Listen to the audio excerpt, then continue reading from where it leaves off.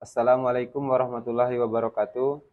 Alhamdulillahirabbil alamin. Assalatu wassalamu ala asrofil anbiya'i wal mursalin wa ala alihi wa ashabihi ajmain. Amma ba'du. Pertama-tama, marilah kita panjatkan puja dan puji syukur kita atas kehadirat Allah Subhanahu wa taala, karena atas limpahan dan karunia-Nya lah sehingga kita dapat diberikan nikmat kesehatan, nikmat iman, nikmat umur, dan masih banyak nikmat-nikmat Allah Subhanahu wa taala yang Allah berikan kepada kita. Dan tak lupa pula, marilah kita titipkan salawat serta salam kepada baginda kita Nabi Muhammad SAW, karena atas perjuangan dan pengorbanan beliau sehingga dinul Islam ini bisa menjadi terang benderang seperti apa yang kita rasakan pada kesempatan ini. Namun pada kesempatan ini izinkan saya menyampaikan materi yaitu perintah sholat. Jadi sebagai umat manusia atau umat Islam, kita wajib melaksanakan ibadah sholat.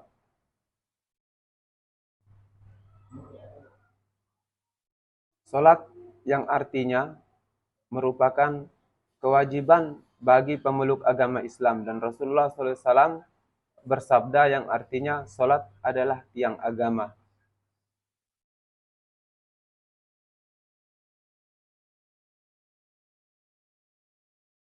Hal ini, sholat adalah tiang agama, diibaratkan seperti sebuah rumah jika tidak mempunyai tiang atau maupun tembok sebagai penyangga. Nah, misalkan rumah tidak ada tiang atau tembok, maka rumah tersebut pasti roboh dan tidak dapat berdiri. Mengingat betapa pentingnya sholat, maka orang yang sedang sakit pun tetap diwajibkan sholat. Apabila tidak mampu berdiri, bisa duduk atau tiduran sesuai ketentuan yang telah diatur. Rasulullah SAW pernah berkata, kalau manusia mengetahui bahwa pahala sholat subuh dan asar, maka setiap orang akan mendatanginya. Walaupun harus merangkak, hal ini menjadi bukti begitu besarnya pahala dari mengerjakan sholat. Jadi pentingnya kita melaksanakan sholat, dan itu sudah menjadi kewajiban agama Islam. Sholat tidak hanya menjadi suatu kewajiban saja, melainkan juga sebagai bukti keimanan kita atau seseorang kepada Allah Subhanahu wa taala.